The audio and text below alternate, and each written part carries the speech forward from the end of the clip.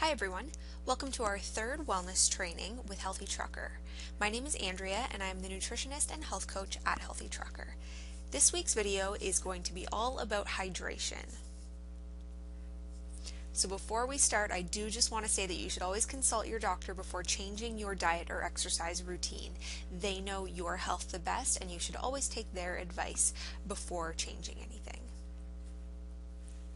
So getting into things, I want to kind of talk about what hydration is and why that's important for us. So hydration is just kind of the process of keeping your body water levels regulated. Our body is made up of about 2/3 water, a half to 2/3 depending, and it's really important that we keep it at that level. Now, because we're made up of so much water and we're constantly excreting water through different things like our urine or even our breath or sweat, it's really, really important that we're constantly taking water in order to keep that level at about 2/3 water. When you think about it, if our body is made up of 2/3 water, that's a lot of water that we need to be keeping in our body at all times. And we rely solely on our intake of water in order to keep that level maintained.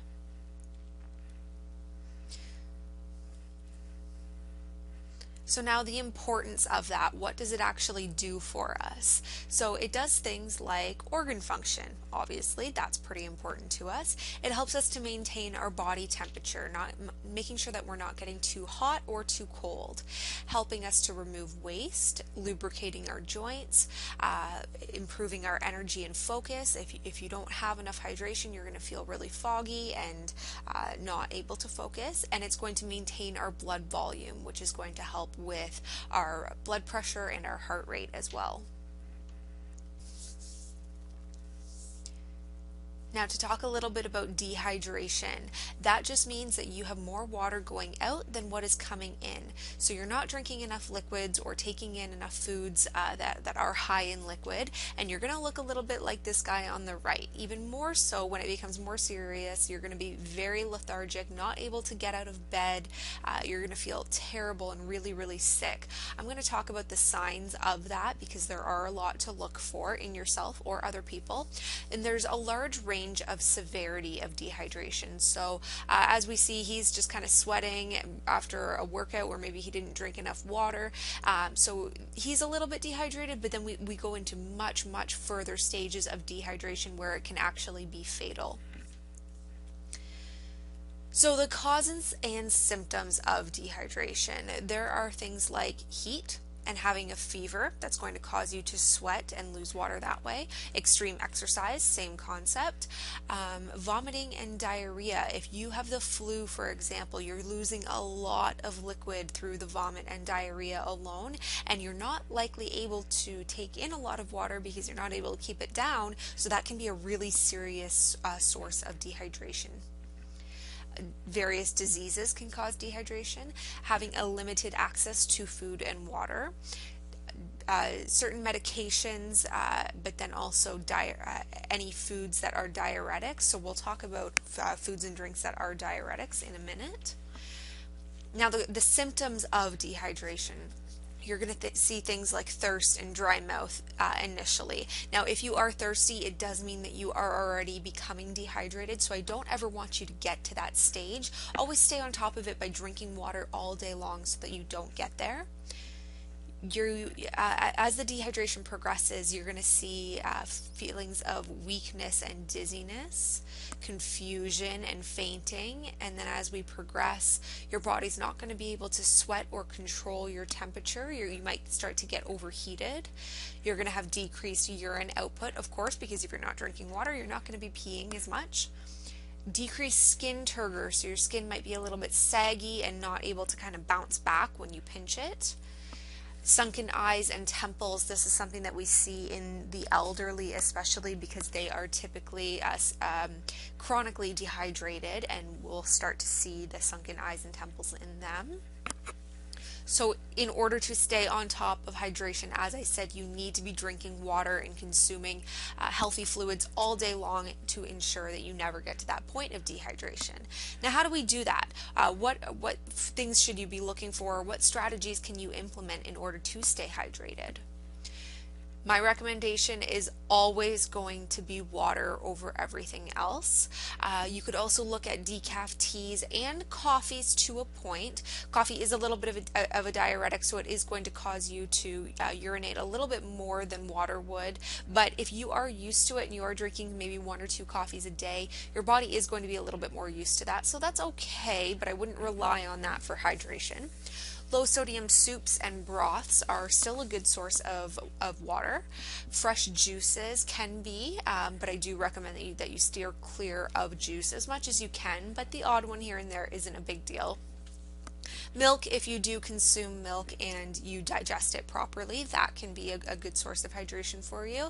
And fruits and vegetables are really, really high. They're between 80 and 100%, actually between 90 and 100% water in fruits and veggies. So if you load up on those, that's going to help contribute to your hydration levels.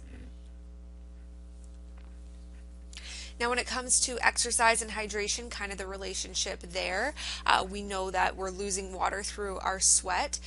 It's really important that we are hydrated because we need to maintain our temperature regulation. So if you're exercising but you're dehydrated, your body may become overheated in that, and that can be a very serious problem. Sodium chloride and potassium are the electrolytes that you're losing in your sweat and you need to replace with. So what that means is you might just add a pinch of sea salt to your water. Super easy way to get those electrolytes back into your body without having to rely on things like sports drinks. I'm going to talk about those in a minute about why they are not healthy whatsoever, and I don't want you relying on them. But just quickly, another option for you is coconut water. It is really rich in electrolytes and a great source of hydration. Now, those diuretics that I was talking about quickly, those are the things like coffee, black tea, alcohol, and soda. These all cause you to have an increased urine output, and they are not replacing that liquid at a proper rate. So they're less hydrating. I want you to limit your consumption of them as much as possible and pair them with water. So if you are having a coffee in the morning, make sure that you're having a glass of water kind of right after that to make sure that you are keeping your hydration levels boosted.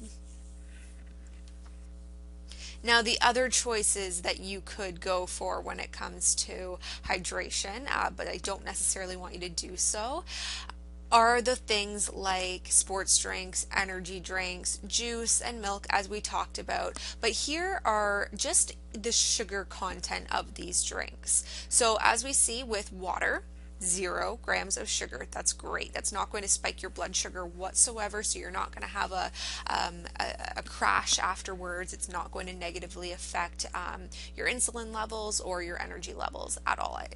It's actually going to provide you with more energy. Next, we look at the Coke and fruit punch.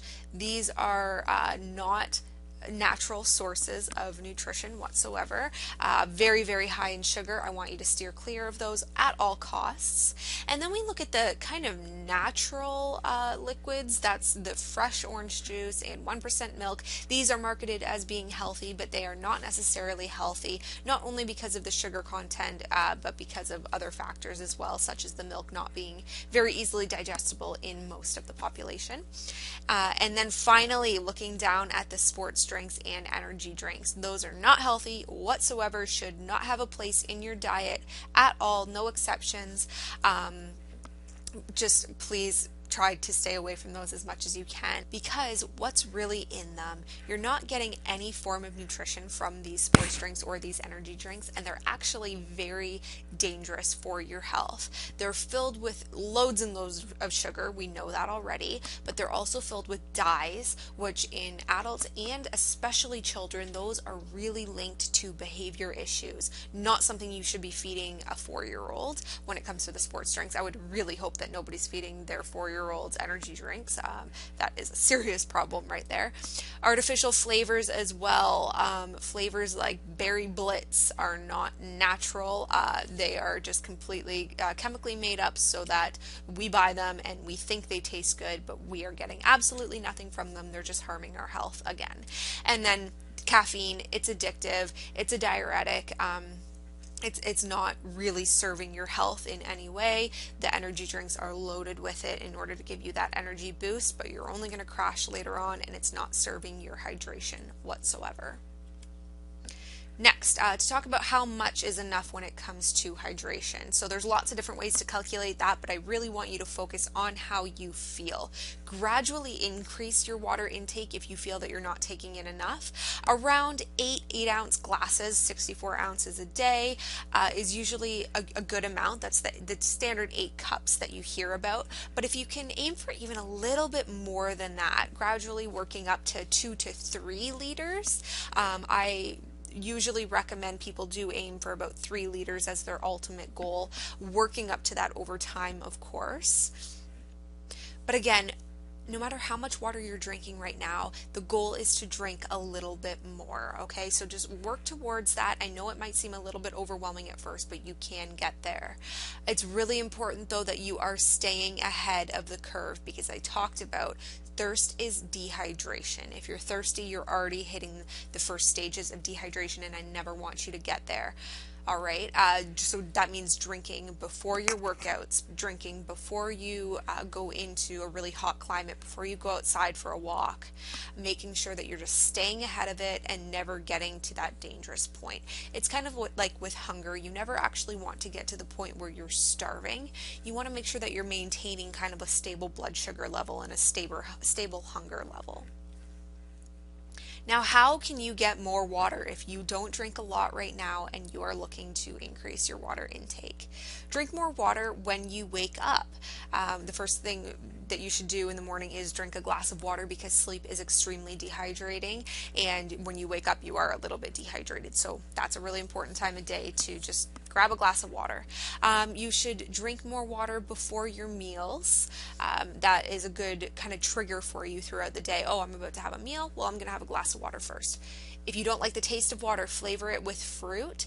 I know for a lot of people, they say water just tastes too boring. They're not able to drink it. Squeeze a little bit of lemon or add a couple cucumber slices into that, and it'll make it a lot more palatable for you.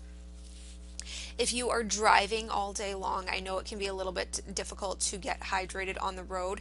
Make sure that you are keeping lots of water with you in your vehicle, whether it's a truck or your personal vehicle.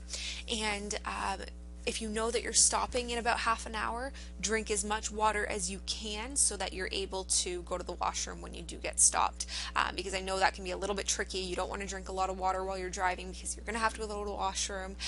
So just try to keep that in mind.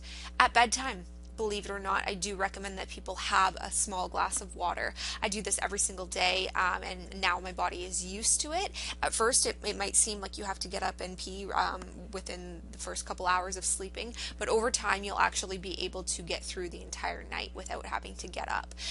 But because sleep is hydrating, this is, again, a really important time to get a little extra water in. And then carrying a water bottle with you everywhere you go. If you have it, you don't have the excuse of not having water, not having access to it, and not being able to drink anything. So always carry a bottle of water with you.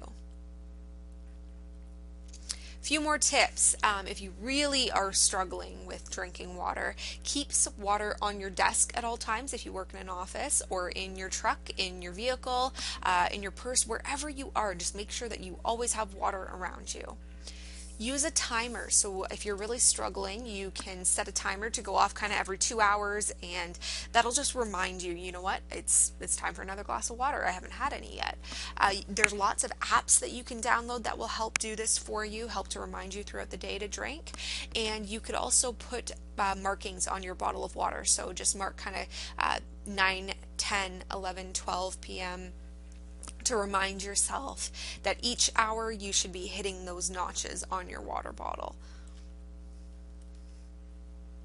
All right, thank you for listening to this presentation. I hope that you kind of learned some strategies and about the importance of drinking lots of water. If you ever have any questions, please feel free to contact us at info@healthyfleet.com. I look forward to talking to you guys next week for our next video.